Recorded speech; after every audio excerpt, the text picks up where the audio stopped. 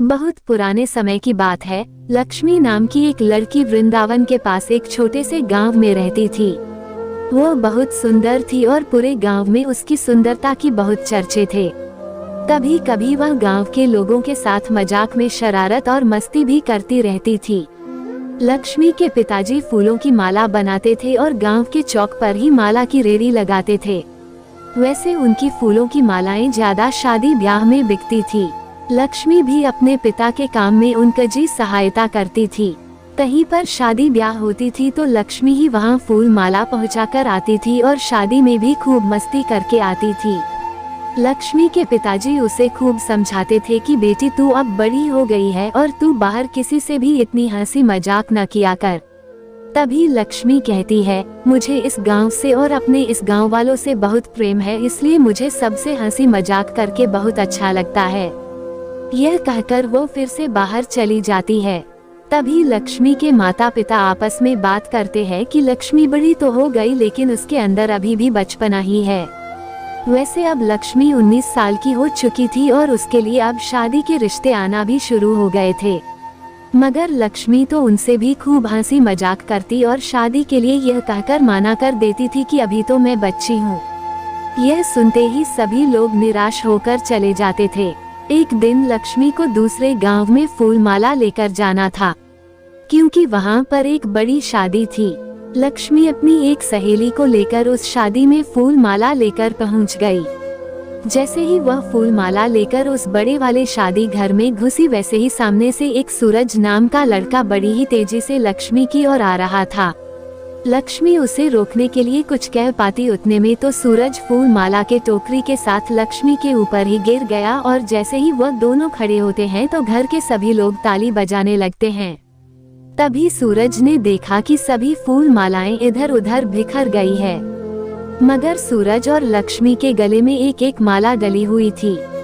लक्ष्मी और सूरज एक दूसरे को देखते ही रह गए। सूरज अपने मन में सोच रहा था कि हे भगवान, यह माला वाली लड़की कितनी सुंदर है, काश इस लड़की से मेरी शादी हो जाए। उधर लक्ष्मी तो अपना दिल ही सूरज के आगे हार चुकी थी।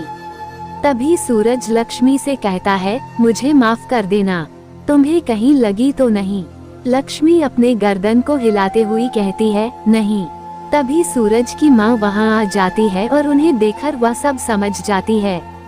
सूरज की माँ सूरज से कहती है, सूरज बेटा, यह जो मालाएं खराब हो चुकी है, इस लड़की को इन सभी मालाओं के पूरे पैसे दे दो और उसके घर जाकर जल्दी दूसरी फूल माला लेते आओ, क्योंकि तुम्हें पता है न कि शाम को तुम्हारी बहन की शादी है, इसलिए फूल मालाओं की जरूरत पड़ेगी।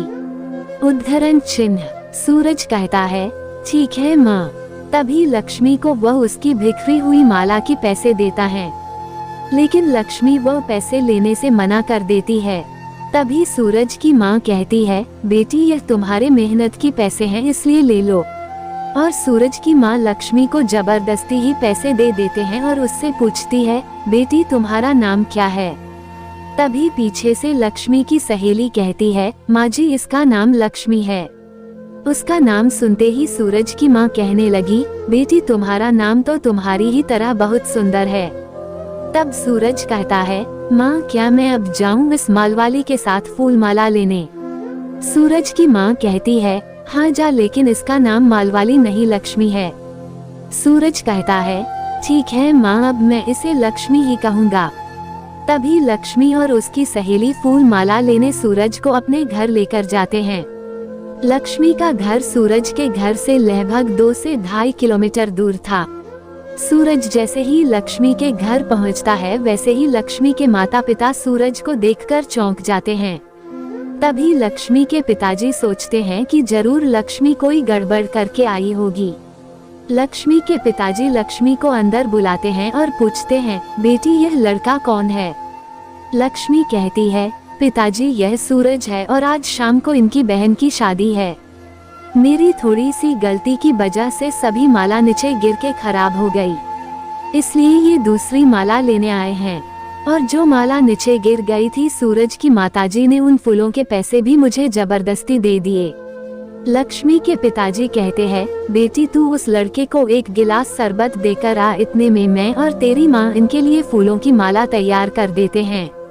लक्ष्मी शरबत बनाकर सूरज को देने जाती है। वैसे सूरज शरबत बहुत कम पीता था, लेकिन वो लक्ष्मी को मना नहीं कर पाया और शरबत का पूरा गिलास पी गया।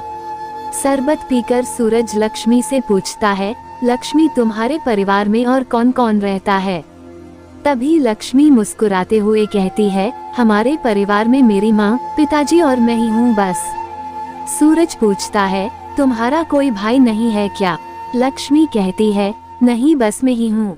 तभी सूरज कहता है, तो तुम्हारे शादी के बाद तुम्हारे माता पिता का ख्याल कौन रखेगा? लक्ष्मी कहती है, मैं शादी के बाद भी अपने माता पिता का ख्याल रखूंगी। तभी सूरज कहता है, तुम्हारी सोच तो बहुत अच्छी है, वैसे मुझे तुमसे एक बात और कहनी है, कहूँ? लक्ष्मी कहती है, हाँ कहो सूरज। तब सूरज कहता है, लक्ष्मी क्या तुम तुम्हारे गांव के बाहर जो शिव मंदिर है वहाँ कल मुझे मिल सकती हो, अगर तुम्हें बुरा न लगे तो? लक्ष्मी बोली, ठीक है मैं आ जाऊंगी, लेकिन मैं अपने साथ मेरी सहेली को भी लेकर आऊंगी, नहीं तो मेरे माता पिता मुझे जाने नहीं देंगे।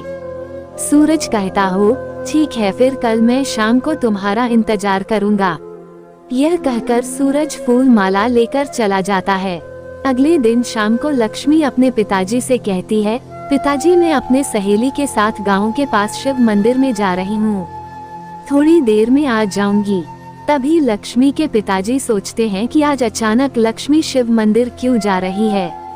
तब लक्ष्मी की माँ उनसे कहती है, जाने दो, अब वो बड़ी हो चुकी है और अपनी लक्ष्मी बहुत समझदार है, वो कोई गलत काम नहीं करेगी। यह कहकर लक्ष्मी की माँ लक्ष्मी के पिताजी का मन शांत कर देते हैं। लक्ष्मी और उसकी सहेली शिव मंदिर पहुँच जाती है, मगर सूरज वहाँ पर काफी देर से बैठा हुआ था। लक्ष्मी को उसकी सहेली कहती है, लक्ष्मी तू सूरज से बात कर ले, मैं यहीं पर बैठकर तुम्हारा इंतजार करती हूँ। तब लक्ष्मी कहती है, ठीक है मैं सूरज से मिलकर आती हूँ। लक्ष्मी सूरज के पास जाकर कहती है, कहो सूरज तुम्हें क्या कहना है? सूरज कहता है, लक्ष्मी पहले तुम शिवजी की कसम खाकर कहो कि तुम मेरे किसी भी बात का बुरा नहीं मानोगे, और अगर तुम्हें मेरे किसी भी बात का बुरा भी लग जाए तो तुम मुझे माफ कर दोगी।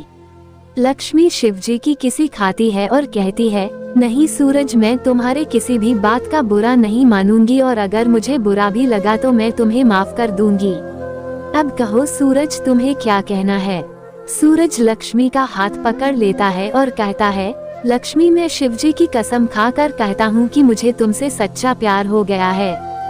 कल जब तुम मुझे पहली बार मिली तो पता नहीं मुझे क्या हुआ, बस तुम्हारे ख्याल आते हैं और मुझे ऐसा लगता है कि तुम्हारा और मेरा जन्म जन्म का रिश्ता है, और यह बात मैंने अपनी माँ को भी बता दी। अब मुझे पता नहीं कि तुम मेरे बारे में क्या सोचती हो लक्ष्मी। तब लक्ष्मी कहती है, सूरज सच कहूँ तो मुझे पहली नजर में ही तुमसे प्यार हो गया था, और शायद भगवान की भी यही मर्जी है, तभी तो कल तुम्हारे और मेरे गले में अपने आप ही माला डल गई थी। मैंने तो उसी वक्त तुम्हें अपना मान लिया था, और तुम्हारे सामने तो मेरी आवाज भी बंद हो गई थी। न जाने मुझे उस वक्त क्या हो गया था, पहली बार मुझे भी ऐसा महसूस हो रहा था कि न जाने मैं कौन सी दुनिया में जा पहुंची। तब मेरे सहेली ने कहा कि मुझे तुमसे शायद प्यार हो गया है, इसलिए तो मैं इतनी दूर तुमसे मिलने आई हूँ। सूरज कहता है, तो लक्ष्मी क्या तुम्हें मेरा मंजूर है? लक्ष्मी ने कहा, हाँ सूरज मैं भी तुमसे बेहद प्यार करती हूँ, लेकिन सूरज पहले तुम्हें मेरे घर पर आकर मेरे माता पिता से मेरा हाथ मांगना पड़ेगा, तभी मैं अगली बार तुमसे मिल पाऊंगी, वरना मैं तुमसे नहीं मिल सकती सूरज, क्योंकि मैं नहीं चाहती कि मेरे पिता को कोई यह कहे कि तुम्हारी बेटी बाहर मजे उड़ा रही है। इसलिए सूरज मुझे माफ कर देना, मैं अपने माता पिता से पूछे बिना कुछ भी नहीं कर सकती। सूरज लक्ष्मी से एक वादा करता है और कहता है, लक्ष्मी मैं इसी हफ्ते अपने माता पिता को लेकर तुम्हारे घर पर तुम्हारा हाथ मांगने जरूर आऊंगा, तुम मेरा इंतजार जरूर करना लक्ष्मी। यह कहकर सूरज वहां से चला जाता है। तभी लक्ष्मी और उसकी सहेली भी अपने घर आ जाते हैं, और अब लक्ष्मी को सूरज के आ जाने का इंतजार था, लेकिन अब तो एक हफ्ते से भी ऊपर हो गया था, मगर सूरज अब तक लक्ष्मी के घर उसका हाथ मानने नहीं आया था। लक्ष्मी अब रोज सूरज के आने का इंतजार करती थी और हर समय सूरज के बारे में ही सोचती रहती थी और अपने मन में बस यही पुकारती थी, तुम कब आओगे? सूरज तुम्हारी लक्ष्मी तुम्हारा इंतजार कर रही है, अब आ भी जाओ सूरज। सूरज की याद में लक्ष्मी बहुत उदास रहने लगी थी। उसे इस हालत में देखकर पूरा गांव और घर वाले बड़े सोच में पड़ गए थे कि लक्ष्मी को अचानक क्या हो गया। पहले तो ये हमेशा हंसती खेलती रहती थी, मगर अब इतनी उदास क्यों रहने लगी? मगर किसी को यह नहीं पता था कि लक्ष्मी को किसी से सच्चा प्यार हो गया था।